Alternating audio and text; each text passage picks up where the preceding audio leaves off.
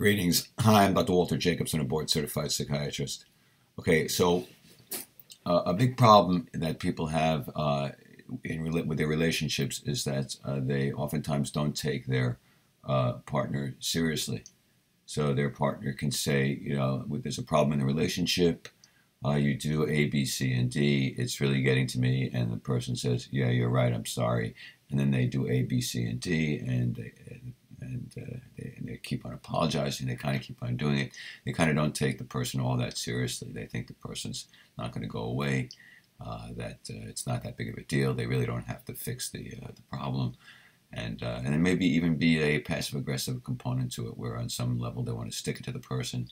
And so, they're going to keep doing these things that irritate the person. And then one day the person says, hey, guess what? I'd like a child separation, or I want a divorce, or whatever. And it can oftentimes be too late. At that point, when the person now takes their partner seriously, is a point perhaps where it's the point of no return, where there's been so much abuse and neglect and inconsideration that the person doesn't, it's too late for couples therapy. It's too late for amends. It's too late to actually put into gear things that need to be done to repair the relationship.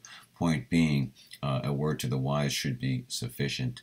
If you really cherish a relationship that you're in, if you really want it to thrive and be sustainable for the duration, you need, if your partner says, I don't like this, I'm not happy, you need to stop doing it. Or else you're going to go down this path and at some point have a very unsatisfying relationship, or not be in a relationship anymore.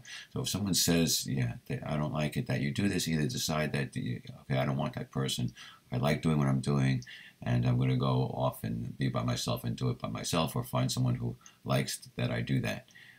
Sure, you have choices, but if you want to be with that person and they say, this really bothers me, to shine it on, to ignore it, to invalidate it, to say to them, well, you're crazy, or get over it, or it's just who I am, what can I tell you? You need to accept it. It is short-sighted, because eventually they will most likely make your life miserable and want to go away. And then if you really do want them, it could very likely be too late. And now this is in general, people don't want to admit that when they're wrong. They don't want to admit that they've got flaws. They don't want to admit that that they're part of the problem. They don't want to hold up a mirror to themselves. And oftentimes, when other people hold up that mirror, they get defensive. They get angry. They want to shoot the messenger. They don't want to see any chink in their armor. Perhaps they perceive that as being weakness. But what happens is, if you're in denial, or if you're afraid to look at yourself, or if you're afraid to take constructive criticism from others, then you're not going to change. You're not going to grow. You're not going to become a better version of yourself. You're going to continue to get in your own way and not advance in your career, perhaps, or in your prosperity, perhaps, or in your relationships.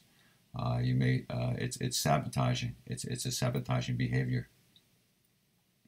Yeah. So if someone says to you, yeah, you do this, or you've got a problem with that, maybe you should try to get out of the denial mode. Maybe you should, instead of going, oh, that's crazy, you should, take a look at it, investigate. Maybe they're right. If they are right, you need to do something about it.